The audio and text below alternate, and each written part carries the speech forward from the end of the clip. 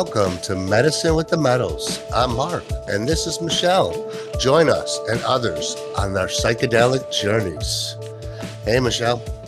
Another week we've got here, huh? Sure thing. Got another cool guest today. Third time's a charm for her. Yeah, that's right. We're going to bring her back very shortly after commercial break. But first, let's just touch base. Yeah, some good things going on this week in our world.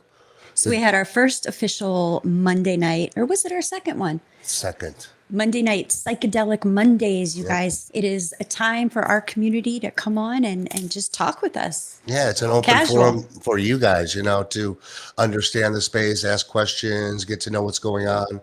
Get to know us. Yeah, get to know us. We got a big following out there, about almost 20,000 plus people on social media and growing every day. Also, the Geo Directory, that's really, that first couple ads went out today for the launch on that. That's right. Route to Recovery. It is officially going to be launching April 1st. Yeah, April 1st. That's right. It's going to be free until April 1st for any listings there, which is really cool. And then once that gets going, that's going to be just a phenomenal thing. Why don't we introduce our guest today? Yeah, after we get back from a short commercial break, we've got Vanessa Crites. So we'll be right back.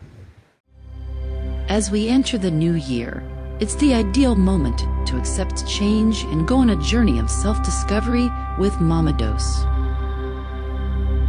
Break out from the monotonous routine and create a goal that prioritizes your mental health and well-being. Mama Dose allows you to experience the transformative impact of trying something new, unleashing the possibilities of positive transformation in your life. Consider Mama Dose as a catalyst for regeneration, guiding you through subtle yet impactful transformations. Allow Mama Dose to be your companion this new year as you navigate unexplored areas of personal growth and healing. Small doses, big results.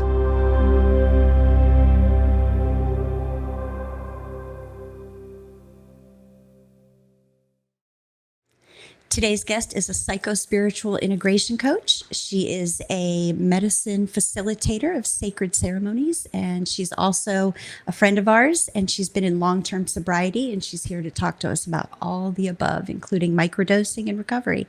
Welcome, Vanessa. Hey, Vanessa. Hey, Mark and Michelle. Thank you so much for having me on. It's a delight to be here with you. Thank you. So tell us a little bit about yourself. Let's start with that. So my name is Vanessa Crites. I am a person in long-term recovery. And what that means is that I have not had a drink of alcohol now for almost 2 decades. And so coming up on 20 years of sobriety, and right at about the 12-year mark, I was called to sacred medicines and had a partner in who had treatment-resistant depression, who was really suffering, and we admitted him to a psych ward. And I sat down at my computer that day and I did a search for alternative treatments for treatment-resistant depression, and the work that Johns Hopkins is doing came into my awareness, and that opened Pandora's box for me. And as a person in long-term recovery who has been on an AA path for so many years, coming from very abstinent sobriety culture, it was an interesting perspective to have, for sure. And I did a bunch of research and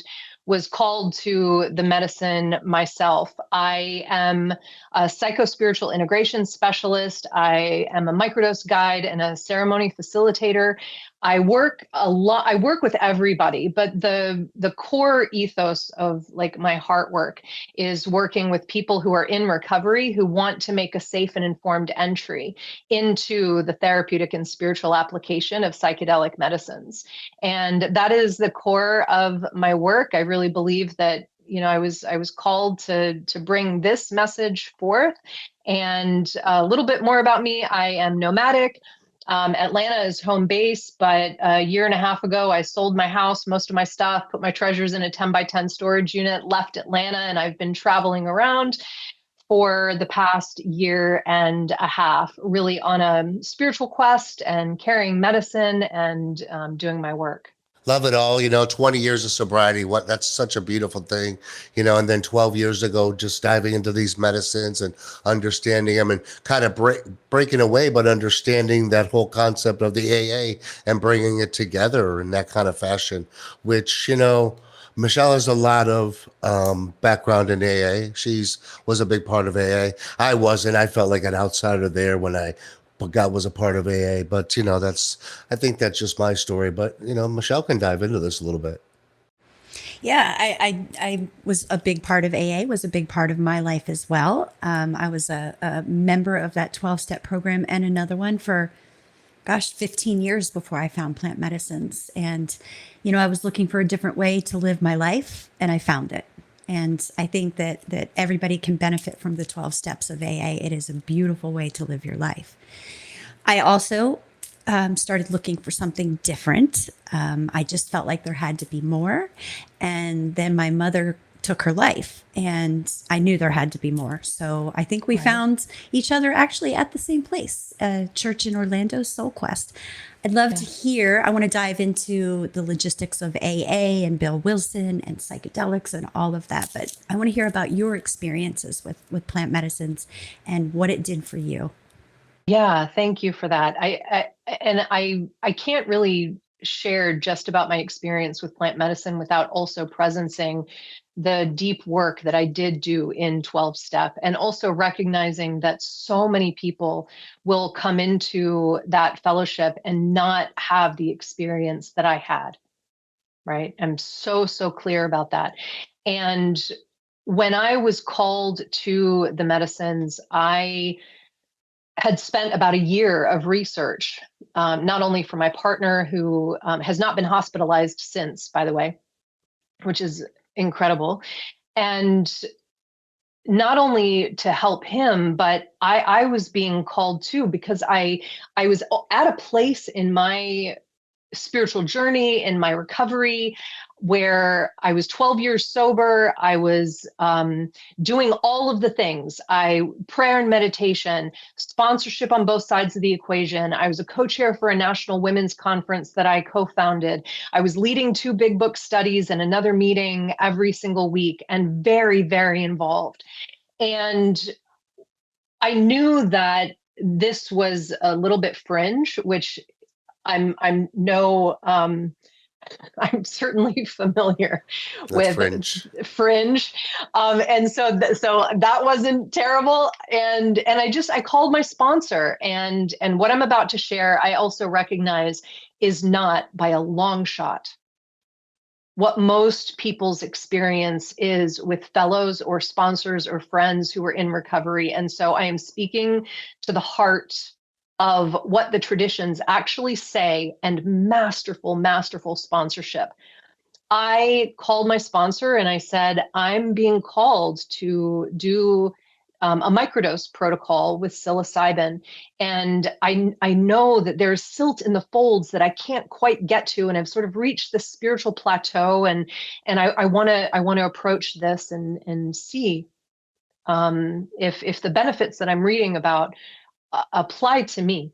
And what she said was, Vanessa, I know nothing about this path that you're getting ready to embark on.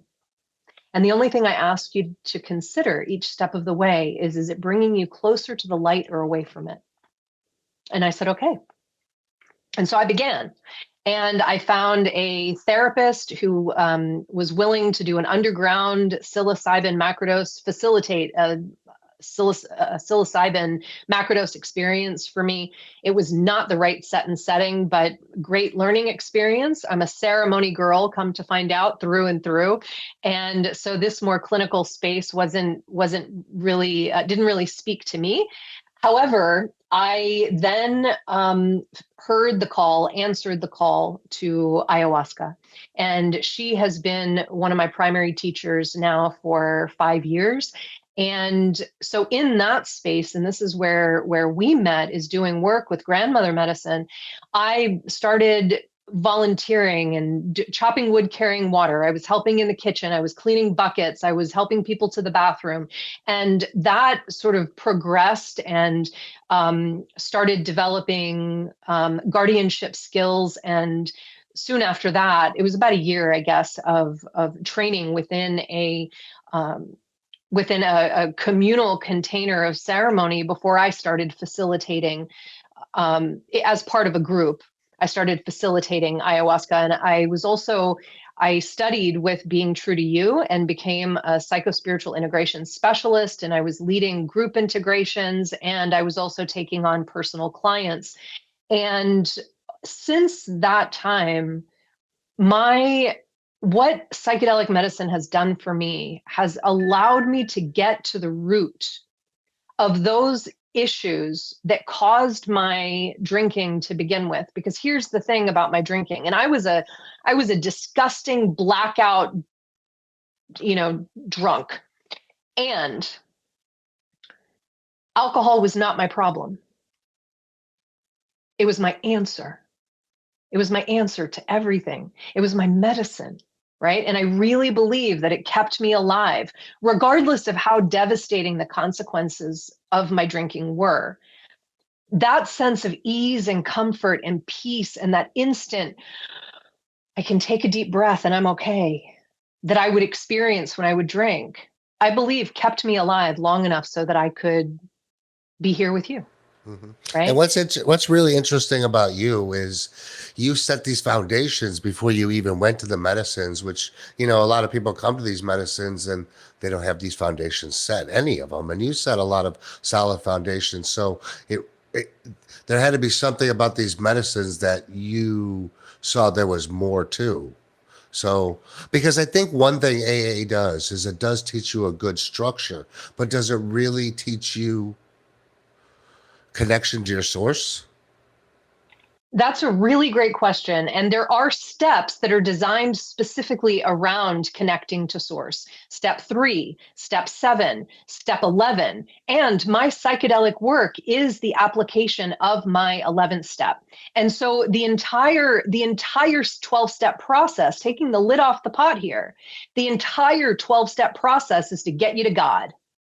And I'm using the word God for simplicity and familiarity here. The foundational literature uses the word God, Great Spirit, divine intelligence, realm of the spirit, divine creator.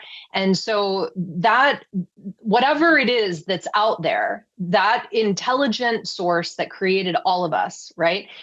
The 12 steps are designed to get us there, so that we can have a spiritual experience so significant that it brings about permanent recovery. That is my story. That is what happened for me. And there are countless people within the rooms, regardless of how earnestly they try, who do not respond to the 12 steps. They may or may not recover, like they may or may not be clean and sober or whatever, qualifies them within their own particular personal experience of what their behavior or substance use is. I think you dry drunk and you white knuckle for so long in programs like this. I'm just speaking for myself, that it's until I found psychedelics and that real spiritual connection, that real source of there's something bigger, there's something better. I don't think I could have ever got it through that program. Yeah. And Bill Wilson even talks about the fact that many people do not respond to the 12 steps. And when he was 20 years sober, so let's talk about Bill Wilson and his psychedelic use for a second. Course, Michelle, definitely. Is that where you want to go? No, I do definitely want to go there, but I was just going to say what really struck me when you were talking, you get chills all over me, is when your sponsor masterfully, and she did masterfully say this, if it brings you closer to the light or further away. And this is really, I don't know why I'm so emotional right now, but this is a litmus test. This is a litmus test for anything, I think. And here's what I found in AA. I really found beauty in AA. I found a really beautiful way to live my life. I raised my children in AA. And then I found that I was looking for something more. But during those 15 years that I had, I also sponsored people. And I would say to them, I don't know any more than you do. It's just been a little bit longer since I've had my last drink than you have. And I find that the similarities in this path that I'm now walking and the path that I was walking in AA, which are just go hand in hand. What is the most similar when I heard you say your first year is you were volunteering and you were doing service work? It's service work. It's service work. There's so many similarities. Yeah. And that is such a good point. Like there's zero conflict with what I'm doing on my spiritual path. And in fact, what I learned foundationally within the rooms of 12-step fellowship, I carry with me everywhere. Right. And they set a foundation upon which I can integrate my psychedelic experiences, because I have tools and like practical strategies that I was taught very early on that helped me stay sober, to get and stay sober, that I implement as part of my integration.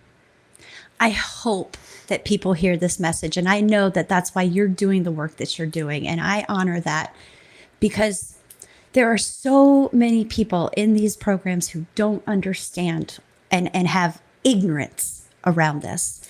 And they go hand in hand. And I feel the same way. My many years of work in AA set that foundation, and it goes hand in hand with the work I'm doing now. And although I don't attend 12-step meetings anymore, my heart is 1000% still in there.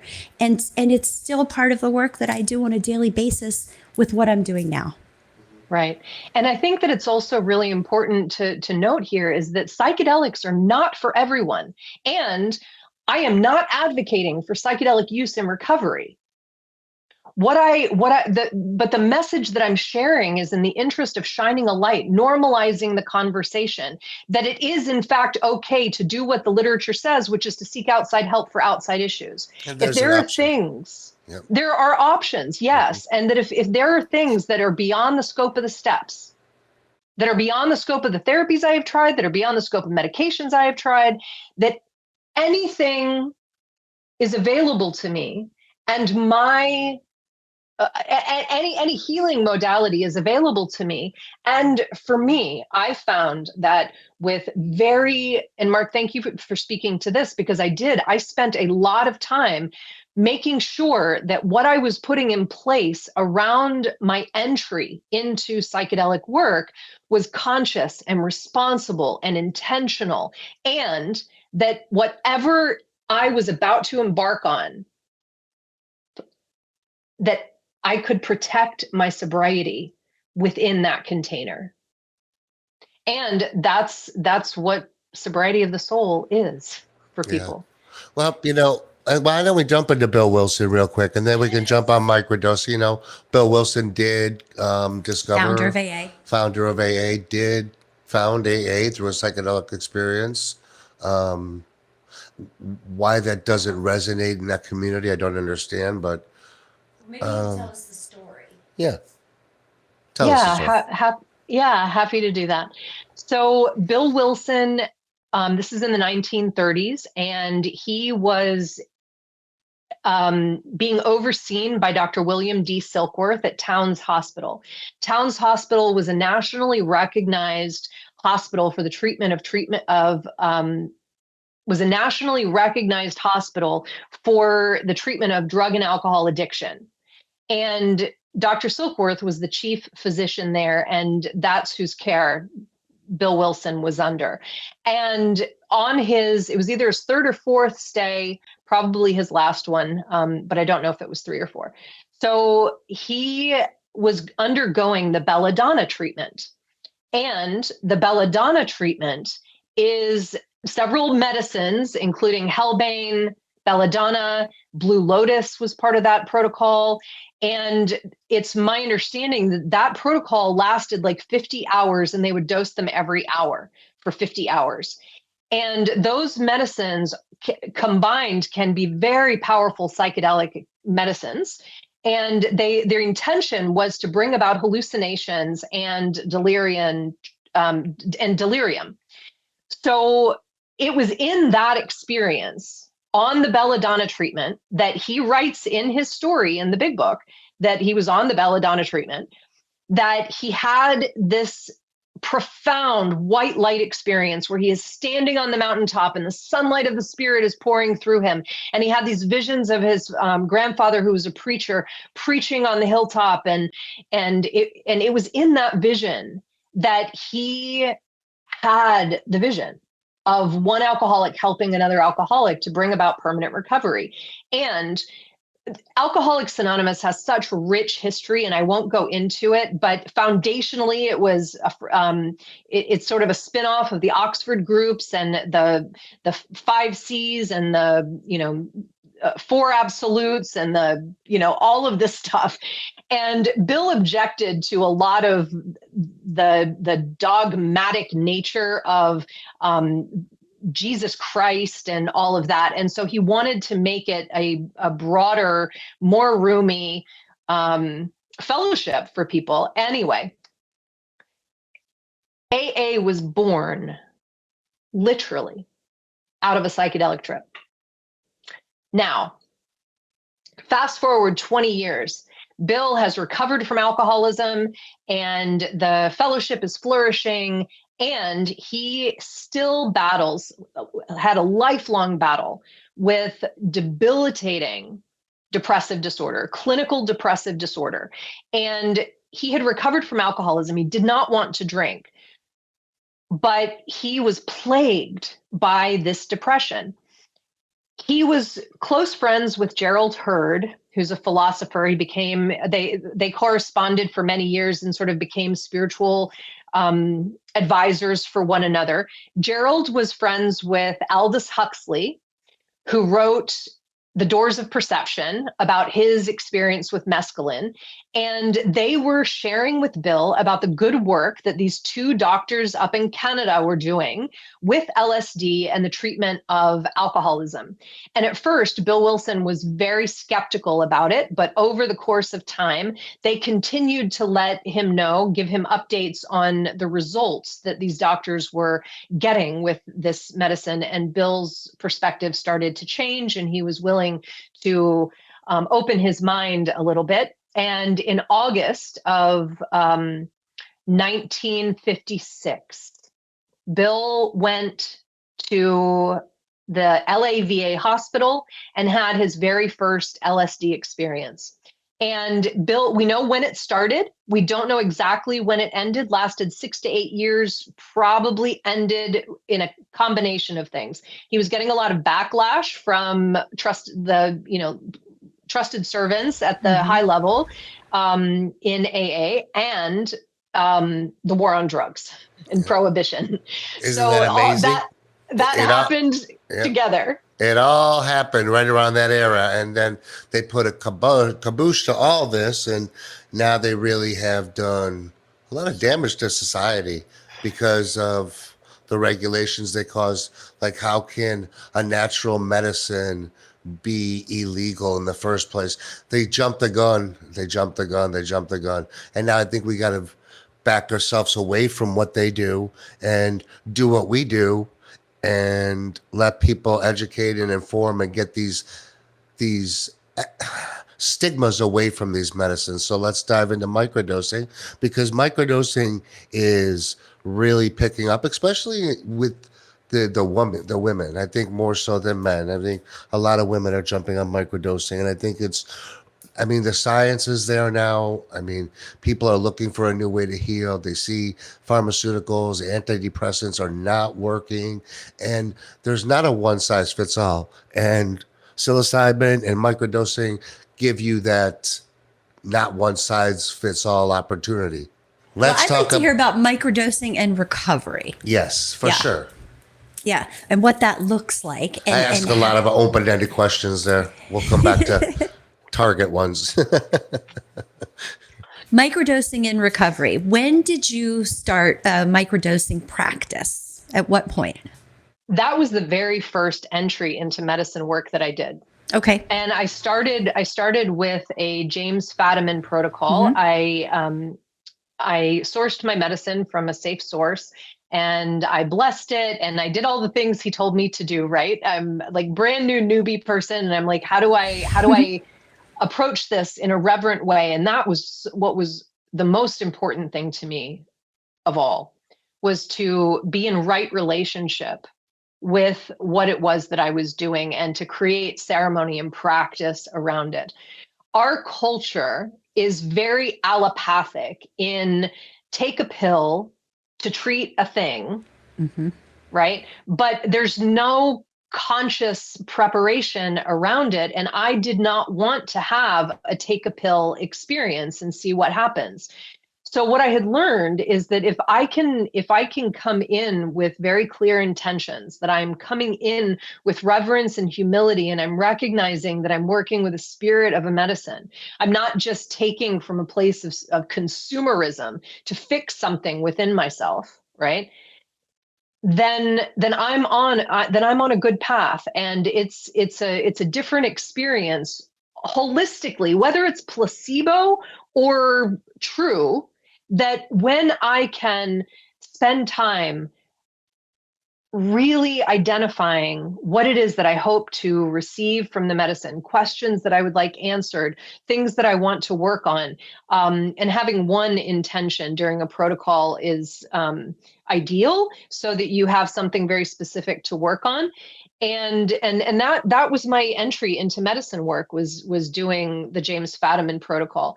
As far as microdosing in recovery, I know that there's a lot of fear among people in recovery that if they take some substance that they're using while they are taking their antidepressants and their ADHD medication or whatever, right? Or they're and this idea within abstinent sobriety culture that zero mind altering substances are allowed, otherwise you're not sober, as we're drinking our coffee, eating our sugar, and smoking our cigarettes or consuming nicotine in some way, right? All of which are highly addictive and mind altering. Here's the thing about psilocybin and psychedelics generally, is that they are non-addictive. And they do not initiate some kind of craving or compulsion. I do want to speak, however, to people who are in recovery who have a natural affinity for altered states of consciousness. And so there has to be a lot of consideration and safety measures in place if we are going to work with these medicines in a way to bring about long-term sustainable benefits, and not to use it for something, but to be in collaboration and partnership and allyship with the medicine for the furthering of our healing. So I work with people who are in recovery, and the very first thing that we do is identify, what does sobriety mean to you? We have to go through a process of reconciling what it means to be a person in recovery who's exploring psychedelic medicines. That's the very first thing that we do.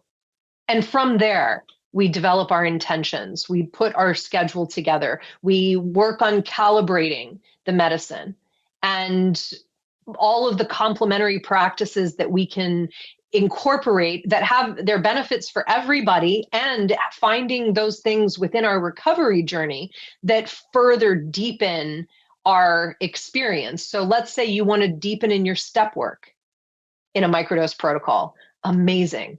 As the brain is lit up and neuroplasticity is happening, and you're experiencing a greater sense of well-being and curiosity and inspiration. And when things are lit up, that is the perfect time to develop new habits, to do deeper dives into personal work.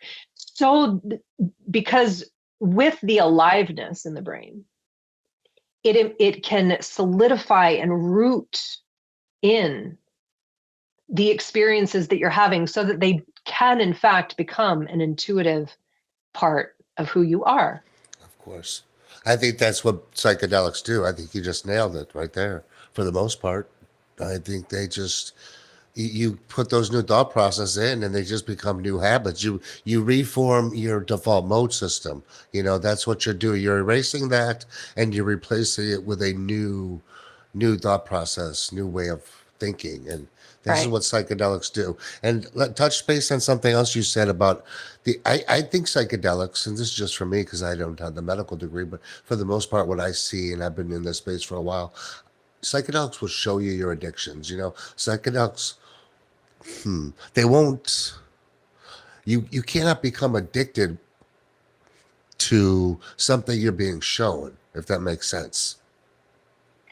Right. Now, we can, like I said, people who are in recovery have an affinity for altered states of consciousness. So moving from microdosing into ceremonial experiences, Right. it's very easy to fall into a pattern of ceremony after ceremony after ceremony after ceremony without really giving ourselves an opportunity to integrate. And integration is everything. It's 90%, it's like 95% of all of that's where the medicine lives, is in integration. And For so sure. if we are just continuing to seek a peak experience and saying, oh, but this isn't using, if we continue to seek and we're actually not giving ourselves time to make meaning of the experience that we had, that's a gray line. It can move into compulsive use. While psychedelics themselves inherently are not addictive, the affinity for altered states of consciousness can be very alluring. And so part of what we have to do as people in recovery is to continue to take that litmus test.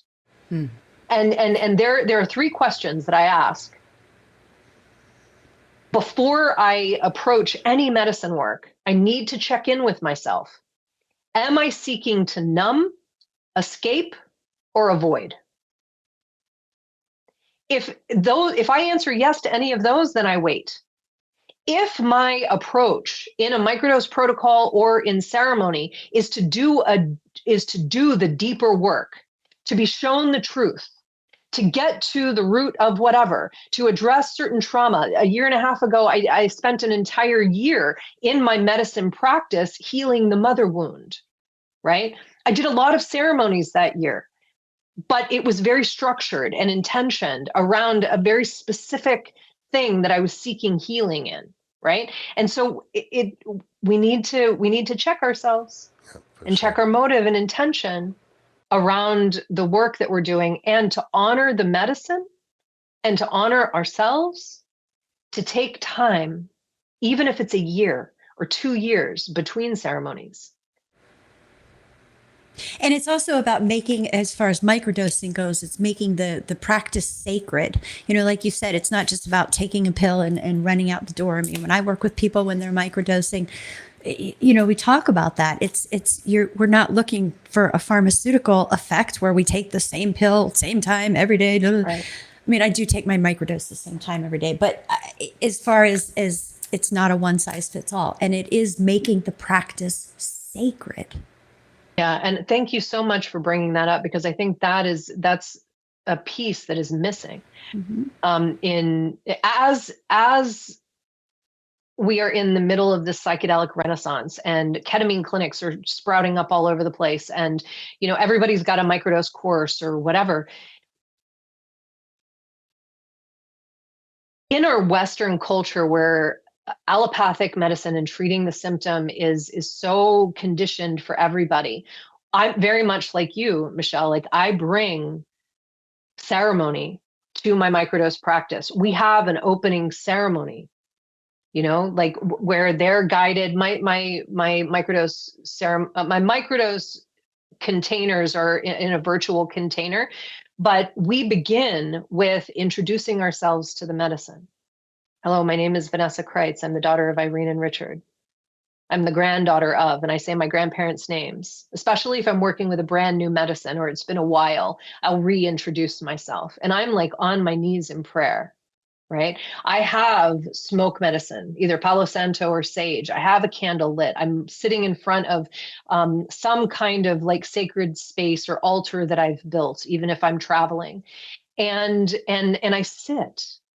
I sit and I commune and I ask, I let the medicine know why I'm here and what I'm seeking support with. And I ask for its guidance, its wisdom, its protection, its justice, and its joyful participation. And that I may always, always work with it in a good way, right? And that's how I start. And every morning that we take our microdose, we spend time in prayer and meditation, thinking about our intentions, either the intentions for that day or the intention, we're bringing in the intention for the overarching protocol while we sit in reflection, and we're journaling and we're listening to music and we're taking the time in devotion for ourselves and our path, so that we can have a new experience of ourselves and the medicine. It's all about respecting the medicine. So tell us, how can somebody get started? How can somebody find you? Let's talk about your program. Yeah, great. Thanks. So there are a number of ways to reach me. I do one-on-one work where I guide people one-on-one, and my personal website is vanessacrites.com. If somebody's interested in working with me personally, they can schedule a free discovery call. We'll do a meet and greet, sort of coffee chat, and learn about each other and see if I'm the right fit for them. And I do coaching. I facilitate one-on-one microdose protocols for people in and out of recovery. And throughout the Southeast, I also carry medicine. I'm a ceremony facilitator. I work with psilocybin and MDMA, and not necessarily always together, sometimes depending on what the client is calling for. And so that's my one-on-one work. In the interest of harm reduction and personal and public safety within my beloved recovery community, I created a course called Sobriety of the Soul, which is an educational platform and group coaching program where people who are in recovery, all levels, by the way, like you could have a deep psychedelic medicine practice already, but be a person in recovery, and maybe you want to better refine how you integrate the two together. Or if you are brand new to psychedelic medicine and just need a guide, this is the place where you can do that. It was designed for safe and informed entry into the spiritual and therapeutic application of psychedelic medicines, in the interest of long-term sustainable benefit with this, with medicines. And so there are two paths. There's a foundational path, somebody who just is interested in the material, and then we also have a guided path that includes 3 months of group coaching where they're in a private container with me and the other people in the cohort. It is an evergreen course, so people can sign up at any time, and we have our calls ongoing. And this might be of interest to you, Michelle. I felt a call. So I've been leading big book studies for 12 years. And I took a hiatus for 2 years. And on December 23rd, I was sitting in an east-facing window watching the sun rise over the mountaintop right before Christmas. And I got the message. It's time to lead again. And one thing that I had learned is that when something is speaking from within, it benefits me to be obedient to that. And so I just put it out there. I'm going to be leading again. I thought maybe 10, 15 people or so who knew me in that space would want to join. Within 4 hours, 60 people had messaged me. Within 48 hours, I had 120 people message me. And so I created a Facebook group, and we have a big book study that I lead on Sundays at 1:00 Eastern time, and it's for fun and for free. And we do deep dive into the big book of Alcoholics Anonymous. We have historians and like people with 30, 40 years. Here's the thing that I love so much about this group is that I would say about half of the people are abstinence sobriety people. Mm-hmm. but with long-term recovery, right?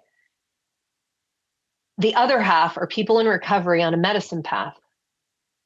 And so here we are, people who normally would not mix, but there exists among us a friendliness and understanding that is indescribably wonderful. As the big book, I just quoted the big book.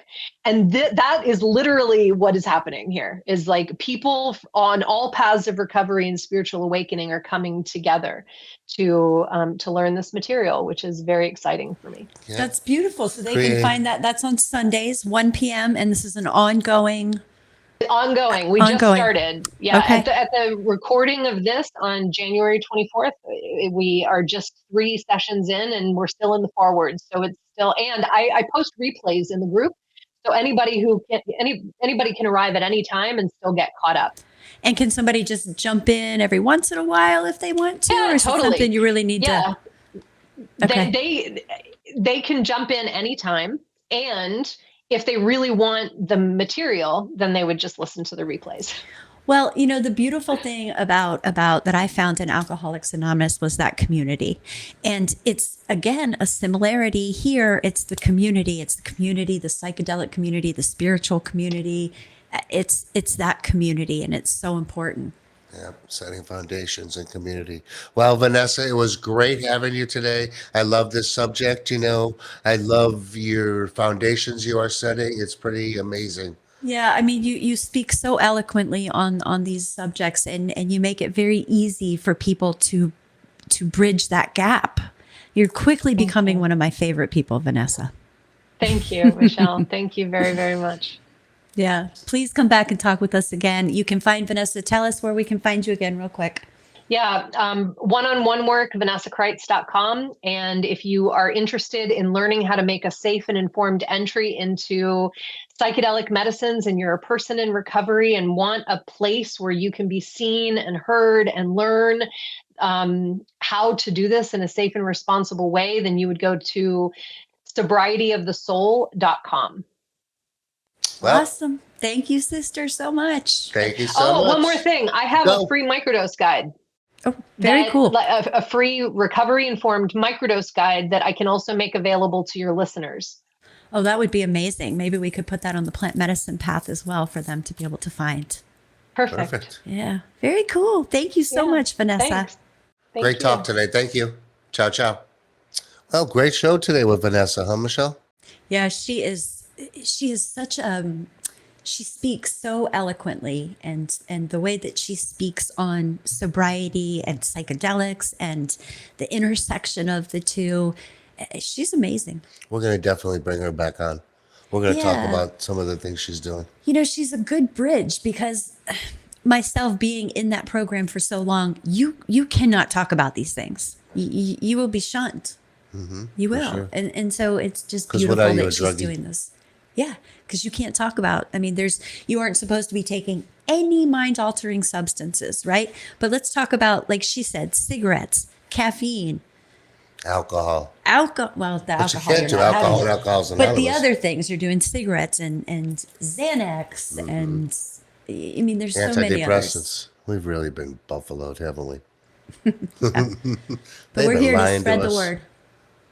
Those silly people. Well, don't we have a psychedelic story coming? Yeah, I'm really excited. This is becoming my favorite part of this. I love these things. All right, let's see who we have today. Hey, don't we have to tell people to subscribe? Yeah, please subscribe to our YouTube channel, Medicine with the Metals.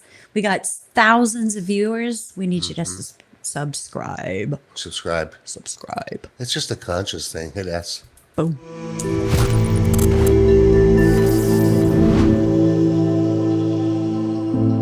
My name is Kayla, and this is my psychedelic story. So I was really unhappy with where I was in my life. I was stuck in a real life loop and just finding myself getting caught up in drugs and alcohol and the cycle of the same thing over and over again. And I was just so tired of it. I didn't know how to move out of it. Every time that I did try to make a change in my life, the people that were significant in my life back then were almost like keeping me caged in the life that I was living. And so I found ayahuasca. Someone had just mentioned it to me. I had never really done psychedelics before, but I was like, okay, I'll do it. And then I sat with ayahuasca my first time, and she really showed me all of the patterns that I was repeating and that I kept feeding into. And really, I just had to make the first step to make changes in my life and to just jump. I first drank about 3 years ago with ayahuasca, and I have drank quite a few times since then. And I keep coming back to the medicine because she is showing me little insights of myself, giving me more access to myself than I didn't even know I had before, or showing me things that I didn't know about me. And showing me ways to integrate outside of psychedelics. And what has led me to now is, through my experiences with psychedelics, I have noticed how much sexuality and sexual abuse and trauma that I had, that it was cracked open, and now I've been able to work on all these things. And where it's led me to now is that I'm helping others with sexual abuse and sexual traumas, and how to reclaim their power and work with their own sexual energy. I love ayahuasca and psychedelics, and I think that they're very important for helping people see parts of themselves and helping them work towards improving their life and going to the next level. So yeah, but the most important part is to do the integration outside of the medicine, and that's what I'm doing right now. She was a good one. Yeah, I love how she said that ayahuasca shows you parts of yourself. That's so true. Yeah. Yeah, it opens you up and it shows you parts of yourself that maybe you wouldn't see otherwise. And understanding at that young of an age, too. It's pretty cool. And I love how she took her sexual trauma, that she's learned about her sexual trauma, and turned it to help other people. These stories are amazing. If you want to tell your psychedelic story, you just have to go to send a message to info@medicinewiththemetals. Shayna and Brian will help you get connected to be able to share with us. And Medicinewiththemetals.com. On the bottom of there, just apply for a psychedelic story. Yep. Share your story. Yeah, we love to hear these, and other people love to hear them too. They sure do. Yeah. What does it say? We have a story to tell, and we'd love to hear yours. I tell my story every day. We love your story, Mark. All right. Well, this has been a beautiful show. We're going to be back on Monday with our Psychedelic Mondays. Mondays. I love Mondays. You can find us on the YouTube channel, Plant Medicine Path, Facebook page. Let's Don't talk about our forget to affiliates subscribe. really quick before we leave. Oh, affiliates. We have some of those. Okay. We have our new hape. Good to get that. Ooh, look at that. Hape. We're going to start promoting these guys a little bit more, Yeah. too. Okay, then we have our gummy girls. Dose. We love you Mama love her? Dose. We love her. Microdosing, macrodosing. And we have Gummy Girl. We're Love like all the Gummy Girl. home shopping network here. Yeah. We love those guys. All right, this has been amazing. Thank you again, Vanessa. We'll see you next week. Ciao. Thanks so much.